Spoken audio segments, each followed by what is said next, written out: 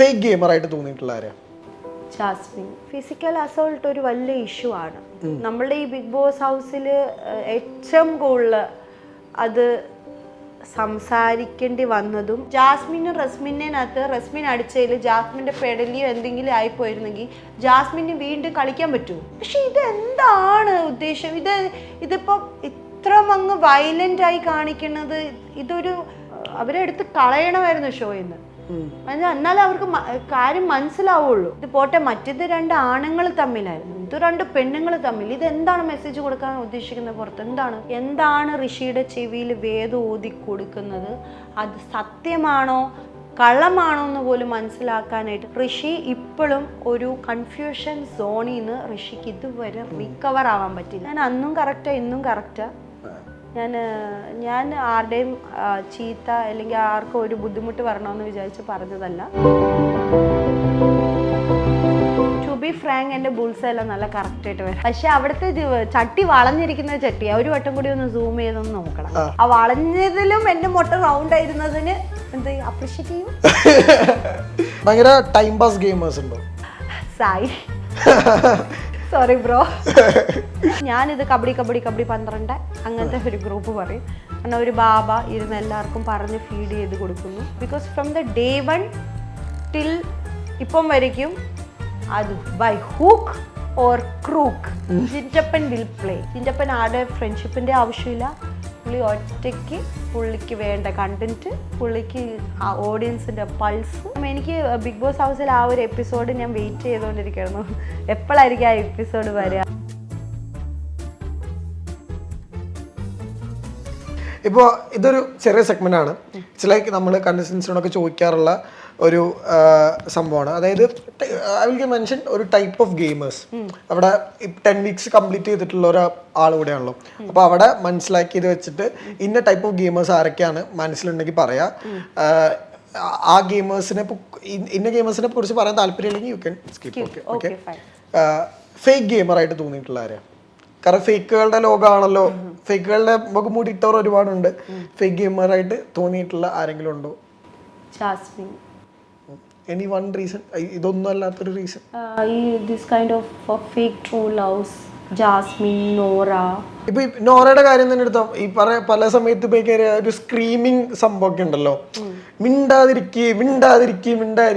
നിങ്ങളെന്താ ആ type of, it's not about slang, it's about ഈ ടോൺ. ഈ ക്യാമറ നോക്കി കരയുക, ടിഷ്യൂ പേപ്പർ എടുത്തോണ്ട് പോവുക, ക്യാമറയിൽ നോക്കി സങ്കടങ്ങൾ പറഞ്ഞ് ആൾക്കാരോട് അഡ്രസ് ചെയ്യുക. സോ ഇതൊക്കെ തോന്നുമ്പോൾ എന്താ തോന്നുന്നത്? ഇത് ഞാൻ കണ്ടുപിടിച്ചത് 2nd വീക്കിൽ ഞാൻ കണ്ടുപിടിച്ചു. ഒരു കരച്ചിലിൻ്റെ ഒരു മൂഡ് പിടിച്ചപ്പോൾ എനിക്ക് അവസരങ്ങൾ കിട്ടുന്നില്ല, എനിക്ക് അവസരങ്ങൾ തരുന്നില്ല, എനിക്ക് വീട്ടിൽ നിന്ന് സപ്പോർട്ടില്ല, അങ്ങനെ കാര്യങ്ങളൊക്കെ പറഞ്ഞു. അപ്പോൾ നമ്മൾ ഓർത്തു ഓക്കെ ഫൈൻ ആയിരിക്കാം. പക്ഷെ ഒരാൾ ഇത്രയും കരയുമോ? പാടല്ലേ. പിന്നെ 3rd വീക്കിൽ എനിക്ക് അവസരങ്ങൾ തരുമോ? നമ്മൾ അവസരം കൊടുത്തു. എനിക്ക് വന്നതായിരുന്നു ആ സോളോ ഡാൻസ്, ഋഷി ഡാൻസ് കളിക്കുകയും സ്റ്റേജിൽ. അതിൽ എന്നെയാണ് റൗണ്ട് ഫിഗർ ആയിട്ട് ഞാൻ നല്ല രീതിയിൽ അത് പ്രസന്റ് ചെയ്യുന്നുള്ള. കാരണം നമുക്ക് പോയിന്റ്സ് കിട്ടിയാലേ പവർ റൂമിലേക്ക് പോകാൻ പറ്റുള്ളൂ. അപ്പോൾ അതിൽ ആക്ച്വലി ആ റൗണ്ട് ജസ്റ്റിഫൈ ചെയ്യാൻ പറ്റുന്നത് എനിക്കായിരുന്നു. ആ പാട്ടും അങ്ങനത്തെ ഒരു പാട്ടായിരുന്നു. ഞാൻ കുറേ സ്റ്റേജിൽ കളിച്ചിട്ടുള്ള ഒരു പാട്ടായിരുന്നു. പക്ഷെ അവസരം കിട്ടുന്നില്ല എന്നുള്ള ഒരു പോയിന്റിൽ ആ കുട്ടിക്ക് അവസരം ഞാൻ ആയിട്ട് കൊടുക്കുകയാണ് ചെയ്തത്. എൻ്റെ അവസരം മോളെടുത്ത് ചെയ്തോളൂ, നോറ ചെയ്തോളൂ എന്ന് പറഞ്ഞ് കൊടുക്കുകയും ചെയ്തു. അത് കഴിഞ്ഞിട്ട് ഇത് തന്നെ അവസരം തരുന്നില്ല, എന്നെ ആരും മനസ്സിലാക്കുന്നില്ല, എനിക്ക് സ്നേഹം അവസാനം പറയുന്നില്ലേ ആരെങ്കിലും കുട്ടിക്ക് ഒരു അവസരം കൊടുക്കുന്നു. ഇത് ഇങ്ങനെ റിപ്പീറ്റഡ്ലി ഇതായിരുന്നു നോറയുടെ ഒരു പിക്ചർ. അപ്പോൾ 2nd വീക്കിൽ ഞാൻ നോറയുടെ പിക്ചർ ക്ലിയർ ആയിട്ട് ചെയ്തതാണ്. അതിൻ്റെയാണ് നിങ്ങൾ എടുത്തിട്ട് നോക്കിയാൽ മതി. ഞാൻ നോമിനേഷൻസ് റിപ്പീറ്റഡ്ലി കൊടുത്തിരിക്കുന്ന പേര് നോറയാണ്. വൈ? ബിക്കോസ് എനിക്ക് genuinely felt that she is doing drama. ഇത് ഓരോരോ ബിഹേവിയർ എന്ന് പറഞ്ഞാൽ കരച്ചിൽ, പിന്നെ സിമ്പത്തി, പിന്നെ അങ്ങനെ. സോ അതെനിക്ക് ഇനിഷ്യൽ ടൈമിൽ മനസ്സിലായത്. പിന്നെ Jasmine try to make this love triangle. അത് ട്രയാങ്കിൾ രീതിയിൽ വർക്കൗട്ട് ചെയ്ത് ലാസ്റ്റ് വരെ പോവാം. കുറേ സീസൺസ് ഒക്കെ കണ്ടിട്ടുള്ള ആ ഒരു രീതി ട്രാക്ക് പിടിച്ചതാണ്.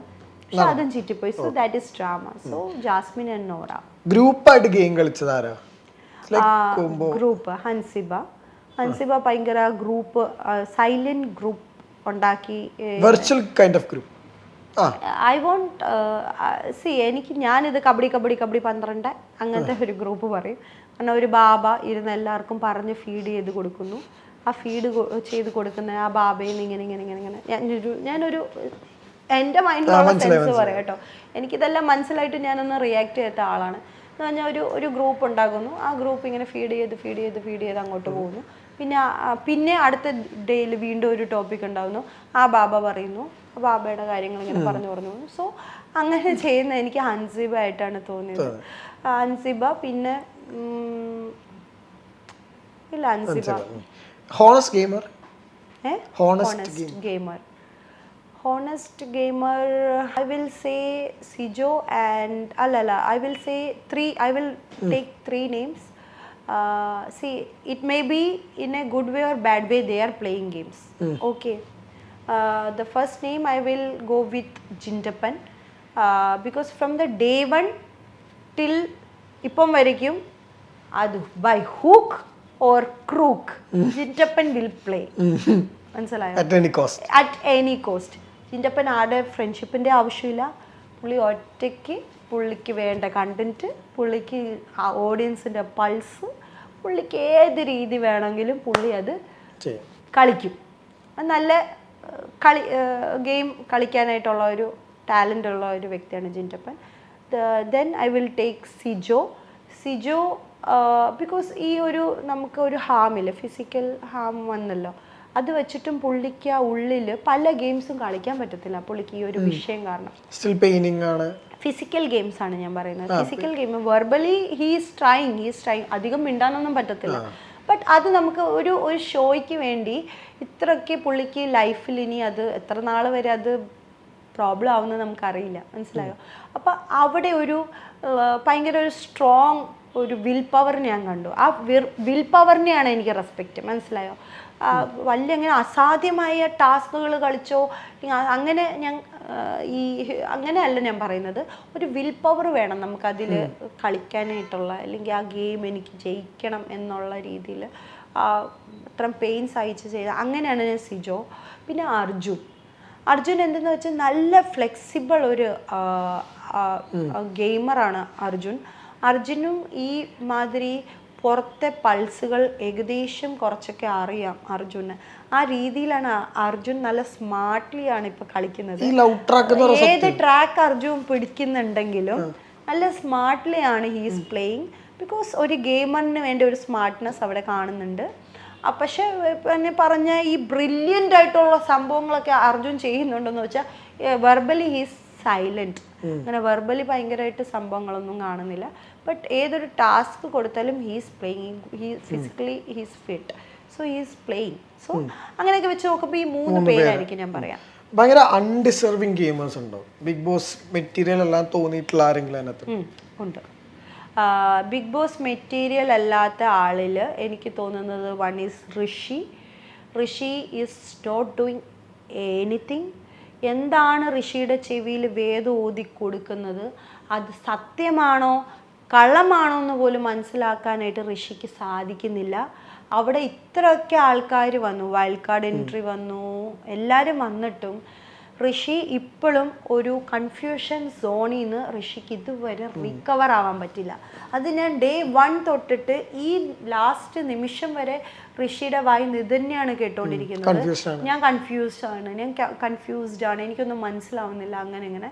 സോ എനിക്ക് അത് ഇപ്പോഴും പ്രാക്ടിക്കലി എനിക്ക് അക്സെപ്റ്റ് ചെയ്യാൻ പറ്റത്തില്ല. പിന്നെ ഋഷിയുടെ ആയിട്ടുള്ള എന്തെങ്കിലും നമ്മൾ അഭിപ്രായം ചോദിച്ചാൽ ഇല്ല. അത് ഈ രാത്രി വന്ന് സംസാരിക്കുകയും ഇപ്പം ആരെയാണോ ഗ്യാങ് അവരുടെയൊക്കെ അഭിപ്രായങ്ങൾ എടുത്തിട്ടാണ്. ഒരു ഷീൽഡിൻ്റെ പുറകിലാണ് എപ്പോഴും ഋഷി. എപ്പോഴും ഒരു ഷീൽഡ് വേണം ഋഷിക്ക്. അത് നമ്മുടെ ഡേ 1 തൊട്ടിട്ട് ഇപ്പം വരെ ഉള്ള എടുത്ത് നോക്കിയാൽ ഋഷി ഒരു ഷീൽഡിൻ്റെ പ്രൊട്ടക്ഷനിലാണ്. കാരണം എഫക്റ്റ് വരുമ്പോൾ ആ ഷീൽഡിന് വന്നോട്ടെ, അത് അങ്ങനെ എഫക്റ്റ് വരുവാണെങ്കിൽ ആ ഷീൽഡ് വന്നോട്ടെ. ആ ഷീൽഡ് വന്ന് പോയി കഴിയുമ്പോൾ ഋഷി പിന്നെയും ഫ്രീ, വീണ്ടും ഒരു ഷീൽഡ് കൊണ്ടുവന്ന് നോക്കും.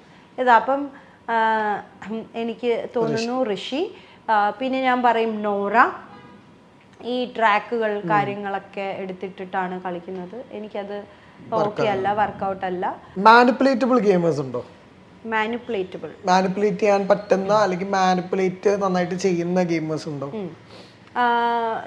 മാനിപ്പുലേറ്റ് ചെയ്യാൻ സാധിക്കുന്നത് ഒന്ന് ഹൻസിബ, നന്നായിട്ട് ആൾക്കാരെ മാനിപ്പുലേറ്റ് ചെയ്യാൻ പറ്റുന്നുണ്ട്. ഹൻസിബയ്ക്ക് പറ്റുന്നുണ്ട്, അപ്സരയ്ക്ക് പറ്റുന്നുണ്ട് നന്നായിട്ട് കാര്യങ്ങൾ. അപ്സരയ്ക്ക് ഇപ്പം ഒരാളെ ഇഷ്ടമില്ലെങ്കിൽ ആ ആളുടെ സൈഡിൽ നിന്ന് തിരിയാനായിട്ട് അപ്സര സംസാരിക്കുന്നുണ്ട്.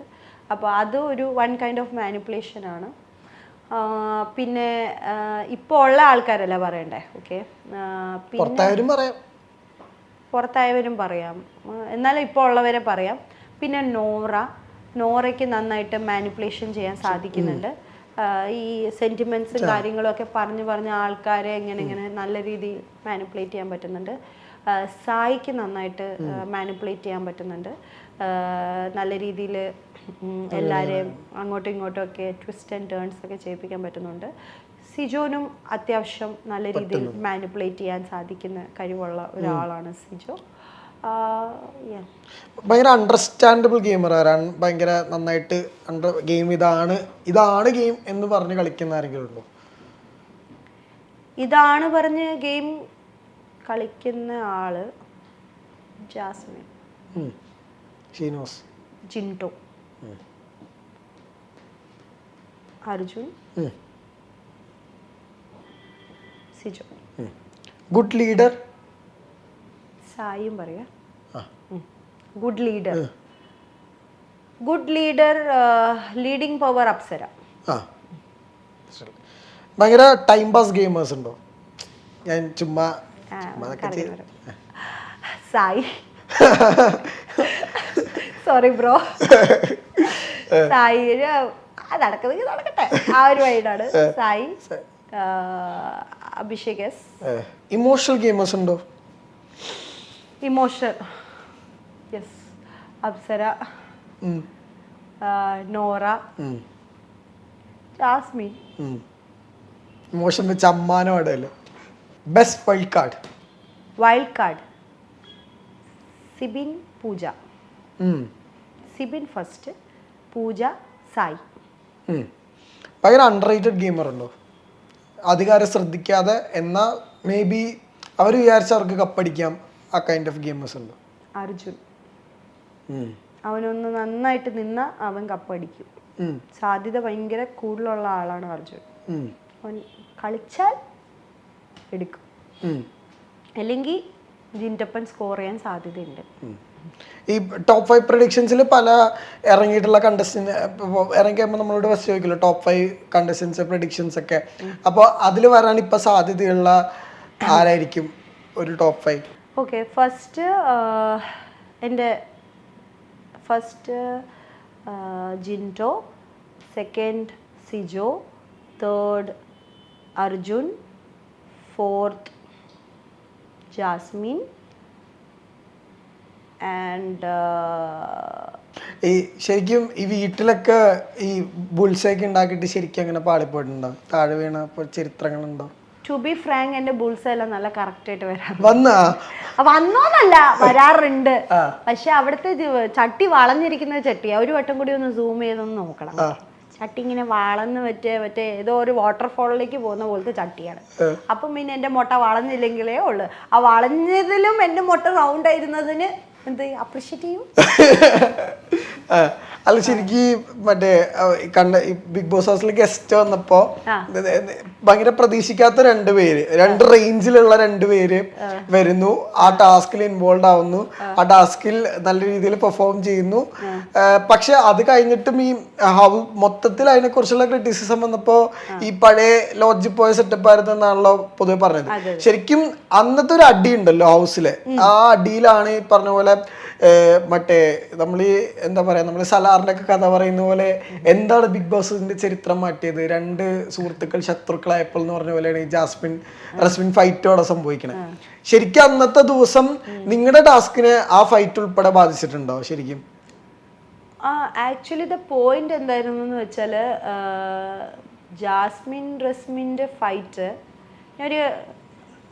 ഇത് പറഞ്ഞുകൊണ്ടാണ് ഞാൻ പറയുന്നത്. ഫിസിക്കൽ അസോൾട്ട് ഒരു വലിയ ഇഷ്യൂ ആണ്. നമ്മളുടെ ഈ ബിഗ് ബോസ് ഹൗസിൽ ഏറ്റവും കൂടുതൽ അത് സംസാരിക്കേണ്ടി വന്നതും അത് വിക്റ്റിമായിട്ടുള്ള ആളാണ് ഈ സിജോയും റോക്കിയും. ഇവർ രണ്ടുപേരുടെ ആയിരുന്നു സീൻ ഉണ്ടായിരുന്നത്. എന്നിട്ടും വീണ്ടും ആ ഇങ്ങനത്തെ ഫിസിക്കൽ അസോൾട്ട്, അതും അവളുടെ ശരിക്കും കൊണ്ടേനെ. അപ്പോൾ അതിൽ ആക്ച്വലി ഗെറ്റ് ഔട്ടാണ് ചെയ്യേണ്ടത്. ഗെറ്റ് ഔട്ടാണ് ചെയ്യേണ്ടത്. കാരണം ഒരെണ്ണം ഇത്രയും വലിയ മാർക്ക് വെച്ച് ഇത്ര വലിയ എക്സാമ്പിൾ ആയിട്ട് ഒരാൾ അത് വെച്ചിട്ട് കളിക്കാൻ വയ്യാതെ. ഞാൻ ഒരു കാര്യം പറയട്ടെ, ഈ സിജോ എന്ന് പറഞ്ഞ ആൾക്ക് ഇത് ഇനിഷ്യൽ ടൈമിലായോണ്ട് സിജോന് കയറാൻ സാധിച്ചു. ബാക്കിയുള്ള 50 days കളിക്കാൻ സാധിച്ചു. ഈ പറഞ്ഞ എനിക്ക് ജിൻറ്റപ്പൻ്റെ കൂടെ അന്ന് ഇടി കിട്ടിയതിനകത്ത് എനിക്കായിരുന്നെങ്കിൽ എനിക്ക് വീണ്ടും റീ എൻട്രി ഇല്ല. റിക്കവറായിട്ട് വരാൻ പറ്റുമോ? ഇല്ല. ആ ജാസ്മിനും റസ്മിനകത്ത് റസ്മിൻ അടിച്ചതിൽ ജാസ്മിൻ്റെ പെടലിയോ എന്തെങ്കിലും ആയിപ്പോയിരുന്നെങ്കിൽ ജാസ്മിന് വീണ്ടും കളിക്കാൻ പറ്റുമോ? റീ എൻട്രി ചെയ്യാൻ പറ്റുമോ? സമയമുണ്ടോ? ഇല്ല. അപ്പോൾ ഇത് അത്രയ്ക്കും വലിയ ഇമ്പോർട്ടൻ്റ് ആയിട്ടുള്ള കാര്യമാണ്. ഈ 2 മാസത്തിൻ്റെ ഉള്ളിൽ ഈ പിള്ളേർക്ക് ഇത്രയും വരുന്ന പ്രഷർ വരും. അത് ഞാനും ഉണ്ടായിരുന്ന സീസണാണ്, എനിക്കറിയാം പ്രഷർ എന്തായാലും വരും. പക്ഷെ ഇതെന്താണ് ഉദ്ദേശം? ഇതിപ്പോൾ ഇത്ര അങ്ങ് വയലൻ്റ് ആയി കാണിക്കുന്നത് ഇതൊരു റോങ് വേ അല്ല ഇത് പുറത്തു പോയെന്ന് ഞാൻ പറയുന്നത്. അവരെ എല്ലാവരും എടുത്ത് കളയണമായിരുന്നു, സത്യം പറഞ്ഞാൽ കളയണമായിരുന്നു. അത് നമ്മൾ ഏറ്റവും കൂടുതൽ അവരെ കറക്റ്റ് ട്രാക്കിലേക്ക് കൊണ്ടുപോകാൻ സാധിക്കുന്നത് അങ്ങനെയാണ്. അവരെ എടുത്ത് കളയണമായിരുന്നു ഷോയിൽ നിന്ന്. എന്നാലേ അവർക്ക് കാര്യം മനസ്സിലാവുള്ളൂ. മനസ്സിലായോ? അത് അങ്ങനെയല്ല ചെയ്തത്. ഇത് യെല്ലോ കാർഡ് എങ്ങാണ്ടോ കാർഡാ കൊടുത്തത്. അതൊന്നും എനിക്ക് ടു ബി ഫ്രാങ്ക് എനിക്കത് ഓക്കെ അല്ലായിരുന്നു. കാരണം മൊത്തത്തിൽ അതിന്റെ ശരിക്കും ആ ടാസ്കിന്റെ റിതം മാറിയല്ലോ. അതില് മുന്നേ വല്ല ഫൈറ്റുകളും നടക്കുന്നുണ്ടായിരുന്നു. ടാസ്കിന്റെ റിതം മാറ്റം എന്ന് പറഞ്ഞാൽ ഈ പുറത്ത് വന്ന ഗസ്റ്റുകളൊക്കെ ആലോചിച്ചുകൊണ്ട് നിൽക്കുകയാണ്, നമ്മളെല്ലാവരും ആലോചിച്ചുകൊണ്ട് നിൽക്കുകയാണ്. ഇത് പോട്ടെ, മറ്റേത് 2 ആണുങ്ങൾ തമ്മിലായിരുന്നു, ഇത് 2 പെണ്ണുങ്ങൾ തമ്മിൽ. ഇതെന്താണ് മെസ്സേജ് കൊടുക്കാൻ ഉദ്ദേശിക്കുന്നത്? പുറത്ത് എന്താണ് ഉദ്ദേശിക്കുന്നത്? ആൻഡ് ഇതെല്ലാം കഴിഞ്ഞു. എന്നിട്ട് ഇവർ കൺഫ്യൂഷൻ റൂമിൽ കഴിഞ്ഞിട്ട് ഇവർ കൂട്ടുകാരാണ്, ബെസ്റ്റ് ഫ്രണ്ട്സ് ആണ്. അപ്പം ഇതൊന്നും പ്രോപ്പർ അല്ല. See this is not the right way. എനിക്കിതൊന്നും ഓക്കെ അല്ല. വല്ല മുഖത്ത് പോയി ഇത് ആർക്ക് നഷ്ടം? ആ കൊള്ളുന്ന ആൾക്കും ആ ആളുടെ വീട്ടുകാർക്ക് നഷ്ടം. സിജോയുടെ വീട്ടിൽ ഇപ്പോഴും സിജോന് ഫുഡ് കഴിക്കാൻ പറ്റത്തില്ല, സിജോന് അധികം സംസാരിക്കാൻ പറ്റത്തില്ല, സിജോന് അവിടെ കളിക്കാൻ ടാസ്കുകൾ കളിക്കാൻ പറ്റും. നമ്മളത് കണ്ടുകൊണ്ടിരിക്കുകയാണ്. ഇതെല്ലാം കണ്ടിട്ടുള്ള ആൾക്കാരാണ്. ഇതൊന്നും എനിക്ക് ഓക്കെ അല്ല. ഇങ്ങനെ പല കാര്യങ്ങളും എനിക്ക് ഓക്കെ അല്ലാത്തതുകൊണ്ടാണ് ടു ബി ഫ്രാങ്ക്. അപ്പോഴും ഈ പറഞ്ഞ പോലെ അവിടുന്ന് ഒരു ടേക്ക് അവേ ഉണ്ടല്ലോ ബിഗ് ബോസ് ഹൗസിൽ ഈ ഇത്രയും ദിവസം. അവിടെയും ആ ടാസ്ക് സമയത്ത് ഇരുന്ന പവർ റൂമിൽ ഇരുന്ന് ഹൻസിബ റസ്മിൻ ഇവരൊക്കെ നമുക്ക് ടാസ്ക് പവർ റൂമത്തെ ടാസ്ക് എന്ന് പറഞ്ഞാൽ ഹോട്ടൽ ടാസ്കിൽ നമ്മൾ ആദ്യം എൻ്റർടൈൻമെൻറ്റ് ഇതായിരുന്നു. അതിൽ നമ്മൾ ചെയ്ത അത്ര എഫേർട്ട് എൻ്റർടൈൻമെൻറ്റിൽ ആരും ചെയ്തിട്ടില്ല. ഓക്കെ, രണ്ടാമത്തെ ശോക ദിവസം നിങ്ങൾ കണ്ടിട്ടുണ്ടാവല്ലോ എപ്പിസോഡിൽ. എൻ്റർടൈൻമെൻ്റ് ഒക്കെ ശോകമായിരുന്നു. അപ്പം ഫുള്ള് ശോകമായിരുന്നു എന്നല്ല ഞാൻ പറഞ്ഞത്, അവരും എഫേർട്ട് ഇട്ടിട്ടുണ്ട്. I should respect their effort. But to be frank നമ്മൾ അത്രയ്ക്കും ചെയ്തിട്ടുണ്ടായിരുന്നു. പിന്നെ നമ്മൾ കിച്ചൺ ടീമിൽ വന്നു. കിച്ചൺ ടീമിൽ നമ്മളെ കൊണ്ട് ചെയ്യാൻ സമ്മതിക്കുന്നുണ്ടായിരുന്നില്ല. അതായിരുന്നു ആ പവർ ടീമിൻ്റെ മെയിൻ ഇത്. നമ്മളെ കൊണ്ട് ചെയ്യാൻ ഇവർ സ്കോർ ചെയ്യരുത്, അങ്ങനത്തെ ഒക്കെ ഒരു മൈൻഡ് ഇതായിരുന്നു. അതെല്ലാം ഈ വരുന്ന ഗസ്റ്റുകൾക്ക് റിഫ്ലക്റ്റ് ആയിക്കൊണ്ടിരിക്കുകയാണ്. അത് പിന്നെ നമ്മളുടെ നാത്തുനിന്ന് 2 പേരെ എടുത്ത് മാറ്റാൻ പറഞ്ഞു. 4 പേര് ഒരുമിച്ച് വർക്ക് ചെയ്തിട്ടുള്ളതിനകത്തുനിന്ന് 2 പേരെ എടുത്ത് മാറ്റി കളഞ്ഞാൽ സസ്പെൻഡ് ചെയ്യാന്ന് പറഞ്ഞാൽ നമ്മൾ അവരുടെ കൂടെ ചെയ്യുന്നത് തെറ്റാണ്. അതുകൊണ്ടാണ് ഞങ്ങൾ മൊത്തത്തോടെ അങ്ങ് പുറത്ത് പോയേക്കാം, കുഴപ്പമില്ല എന്ന് പറഞ്ഞ് നമ്മൾ മാറിയത്. അത് എത്രത്തോളം ഹൈലൈറ്റ് ചെയ്തു എന്നൊന്നും എനിക്കറിയത്തില്ല. പക്ഷെ the intention was very clear. അതിൽ ആൾക്കാരോട് എന്ന് പറഞ്ഞാൽ നല്ല ഓഫീസേഴ്സ്, HR അങ്ങനത്തെയൊക്കെ നല്ല റെപ്യൂട്ടഡ് ആയിട്ടുള്ള ആൾക്കാർ ലോ ആയിട്ട് വർക്ക് ചെയ്യണം എന്ന് പറഞ്ഞാൽ സ്റ്റാഫുകളോട് ബിഹേവ് ചെയ്യുന്ന നല്ല രീതിയിൽ മര്യാദയ്ക്കൊക്കെ ബിഹേവ് ചെയ്യണം എന്നുള്ള രീതിയിലുള്ള സംഭവമാണ് നമ്മൾ മെസ്സേജ് കൊടുക്കാനായിട്ട് ഉദ്ദേശിച്ചത്. അത് ഡെയിലി ലൈഫിൽ ഇപ്പോഴും സംഭവിച്ചുകൊണ്ടിരിക്കുന്ന കാര്യമാണ്. ഇപ്പോഴും എത്രയോ ലേഡീസ്, എത്രയോ ജെൻസ് ഓഫീസിൽ പോകുന്നു, ജോലിക്ക് പോകുന്നു. അപ്പം ദ വെർബൽ ടോക്സ് അതൊക്കെ നാച്ചുറലി നല്ല decent, in a good way, in a good അതാവണം എന്നാണ് നമ്മൾ ഉദ്ദേശിച്ചത്. അതായിരുന്നു നമ്മുടെ പോയിന്റ്. പക്ഷെ അവിടെ ഈ ഒരു ഫൈറ്റിലേക്ക് സംഭവങ്ങൾ പോവുകയും അങ്ങനെയൊക്കെ എനിക്കതൊന്നും ഓക്കെ അല്ല. പിന്നീട് ഇപ്പൊ ലേറ്റസ്റ്റ്ലി വീട്ടുകാരൊക്കെ വന്നൊരു എപ്പിസോഡൊക്കെ ഉണ്ടായിരുന്നല്ലോ, ശരിക്കും ആഗ്രഹിച്ചിട്ടുണ്ടായിരുന്നോ? ഭയങ്കര മിസ്സായില്ലേ അത് ശരിക്കും? ആക്ച്വലി മിസ്സായെന്ന് വെച്ചാൽ യെസ്, എനിക്ക് ഭയങ്കര മിസ്സായി. കാരണം എനിക്ക് ബിഗ് ബോസ് ഹൗസിൽ ആ ഒരു എപ്പിസോഡ് ഞാൻ വെയിറ്റ് ചെയ്തുകൊണ്ടിരിക്കുകയായിരുന്നു, എപ്പോഴായിരിക്കും ആ എപ്പിസോഡ് വരിക. ബിക്കോസ് എല്ലാവർക്കും മനീഷേട്ടനെ ഓൾറെഡി അറിയാമായിരുന്നു. നമ്മൾ ഓൾറെഡി കുറേ റിയാലിറ്റി ഷോസ് ചെയ്തിട്ടുണ്ടായിരുന്നു. മനീഷേട്ടൻ ഒരു പബ്ലിക് ഫിഗർ തന്നെയാണ്. സോ എല്ലാവർക്കും അതിനകത്ത് കണ്ടസ്റ്റൻസിന് മനീഷേട്ടനെ പ്രത്യേകിച്ച് പറഞ്ഞൊന്നും ഇൻ്റർവ്യൂസ് ചെയ്യേണ്ട ആവശ്യമില്ല, എല്ലാവർക്കും അറിയാം മനീഷേട്ടൻ. പക്ഷേ ഈ ഒരു ഷോയിൽ എനിക്ക് നേരിട്ട് മനീഷേട്ടനെ ഞാൻ ആ കുറേ കാര്യങ്ങൾ പറഞ്ഞിട്ടുണ്ട്. മനുഷ്യനെ മിസ് ചെയ്യുന്നു, ഞങ്ങൾ ഡാൻസ് കളിച്ചതിന് അതൊക്കെ കണക്ട് ചെയ്യാൻ പറ്റുമായിരുന്നു, അവർക്ക് കണക്ട് ആയിരുന്നു. ഓരോ കണ്ടസ്റ്റൻസിനും ആക്ച്വലി they wanted മനുഷ്യട്ടൻ ടു കം ഇൻ ആൻഡ് എല്ലാം നമുക്ക് എല്ലാവർക്കും ഒരു one day it will be like a chill time അല്ല അതിനകത്ത്, എന്നാലും തന്നെ നല്ലൊരു ബന്ധങ്ങൾ അവിടെ ഉണ്ട്. പക്ഷെ വേറൊരു കാര്യമുണ്ട്, മനുഷ്യട്ടൻ വന്നായിരുന്നെങ്കിൽ എൻ്റെ ഗെയിം മൊത്തത്തോടെ സ്വിച്ച്, ഒരു നോട്ടത്തിലേ ഞാൻ മറ്റേ സ്വിച്ചായി പവർഫുൾ ഒരു ഇത് വന്നേനെ. അത് വേറൊരു കാര്യമാണ്. അത്രയ്ക്കും എൻ്റെ ഒരു സപ്പോർട്ടർ, മെയിൻ സപ്പോർട്ടർ മനുഷ്യട്ടൻ തന്നെയാണ്. സോ ബിക്കോസ് ഓഫ് ആ റീസൺ ആണോ? മറ്റേ വീഡിയോ ഭയങ്കര ട്രെൻഡ് ആയിരുന്നല്ലോ, ടീഷർട്ട് പിടിച്ചിട്ട് ഇങ്ങനെ. അതെ അതെ അതെ അതെ അതെ, അതിൽ തന്നെ ഉണ്ടായിരുന്നു. I was literally waiting for him to come. അത് പക്ഷെ ആ ഒരു വീക്കിൽ തന്നെ എന്താണെന്നറിയില്ല, വോട്ട് കുറഞ്ഞു എന്നാണ് പറയുന്നത്. പക്ഷെ ഞാൻ എയർപോർട്ടിൽ വന്ന് എനിക്ക് കിട്ടിയ സ്വീകരണം, അവിടെ എത്രയോ ആലപ്പുഴ ആ സൈഡിൽ നിന്ന് ഈ സൈഡിൽ നിന്ന് തൃശ്ശൂരിൽ നിന്ന് അവിടെ നിന്നൊക്കെയാണ് ഫാൻസ് വന്നത്. അവര് അവിടെ വേദിക എന്ന പേര് കേട്ടില്ല ആദ്യമായിട്ട്, ശരണ്യ എന്ന് പറഞ്ഞിട്ടുള്ള പേരായിരുന്നു. അതായിരുന്നു എനിക്ക് ഏറ്റവും വലിയ സന്തോഷം. കാരണം എവിടെ ഞാൻ ചെന്നാലും വേദിക വേദിക വേദികയായിരുന്നു. പക്ഷെ ഇത് ഇത്രയും ശരണ്യ എന്നുള്ള അവരെ വിളി, that was heart touching for me. And അതാണ് എനിക്ക് തോന്നുന്നില്ല ലൈക്ക് അവരെ ആ ഈ ദ ഫുൾ ഓഡിയൻസ് റെസ്പോൺസ് കണ്ടിട്ട് I was like because of what I don't know, എനിക്ക് തോന്നുന്നില്ല. But anyways I respect each and decisions. But ആ ഒരു ഫാമിലി റൗണ്ടിൽ മനുഷ്യട്ടം വന്നായിരുന്നെങ്കിൽ I will be very happy. ഇപ്പോൾ വൺ ലാസ്റ്റ് ക്വസ്റ്റ്യൻ, അതായത് ഇപ്പോൾ ഈ ബിഗ് ബോസ് ഹൗസിൽ ഇപ്പോൾ ഇറങ്ങി ഇനിയിപ്പോൾ ഫൈനലിൽ നമുക്ക് പോകണം, എല്ലാ പരിപാടികളും ഉണ്ടല്ലോ. അത് കഴിഞ്ഞിട്ട് അവിടുന്ന് കുറച്ച് പേരെ നമ്മൾ ഫ്രണ്ട്സ് ആക്കാം, നമ്മൾ ജീവിതകാലം മുഴുവൻ അവർ നമ്മുടെ ഫ്രണ്ട്സ് ആയിരിക്കും എന്ന് പറഞ്ഞൊരു കാര്യം ഉണ്ടാവും. എന്നാൽ കുറച്ച് പേരോട് കുറച്ച് എതിർപ്പുകൾ ഉണ്ടാവും, അവരോട് വലിയ ടച്ച് വെക്കണം എന്നും ഉണ്ടാവില്ല. ആ ടച്ച് വെക്കണം എന്ന് ആഗ്രഹിക്കുന്നവരാരൊക്കെയായിരിക്കും? എനിക്ക് സുഹൃത്താക്കാൻ താല്പര്യമുള്ളവര് അല്ലേ? ഓക്കെ, സുഹൃത്താക്കാൻ താല്പര്യമുള്ളവര് ഒന്ന് സിജോ, ഒന്ന് അർജുൻ, ഒന്ന് ശ്രീതു, ഒന്ന് അപ്സര, ഒന്ന് ജിൻറ്റോ. പിന്നെ നോക്കാം ലേറ്റർ ഓൺ. പക്ഷെ ഇത്രയും പേരാണ് എനിക്കിഷ്ടം. ബാക്കി ഒരു ചെറിയ പിന്നെ സായി. ബാക്കിയുള്ളവരോട് കുറച്ച് എതിർപ്പുകളുണ്ടോ പല കാര്യങ്ങളോടും? ഇല്ല, നന്ദന. എല്ലാവരുടെ പേര് പറഞ്ഞപ്പോ ഇമ്പാക്ട് എതിർപ്പുകളുണ്ട്. എതിർപ്പുകള് എന്ന് പറഞ്ഞാൽ എനിക്ക് എവിടെയോ അവരുടെ ക്യാരക്ടർ എനിക്ക് യോജിക്കാൻ പറ്റിയിട്ടില്ല. പക്ഷെ ഞാൻ എന്ന് പറഞ്ഞാൽ ബിഗ് ബോസ് ഹൗസിലെ സുഹൃത്ത് ബന്ധം നിലനിർത്തിക്കൊണ്ട് പോയ ഒരാളാണ്. ആർക്കും എന്നെ അങ്ങനെ പ്രശ്നമില്ലാത്ത എന്ന് പറഞ്ഞാൽ ഗുഡ് ബുക്ക് ലിസ്റ്റിലുള്ള ആളാണ്. സോ ഇതിപ്പോൾ ഈ ചോദിച്ചോണ്ടാണ് for me everyone are my friends. So ഇനി റെസ്റ്റ് ഉള്ള പേരുകൾ ജാസ്മിൻ, നോറ, നന്ദന, പിന്നെ ഹൻസിബ, സോ അഭിഷേക്.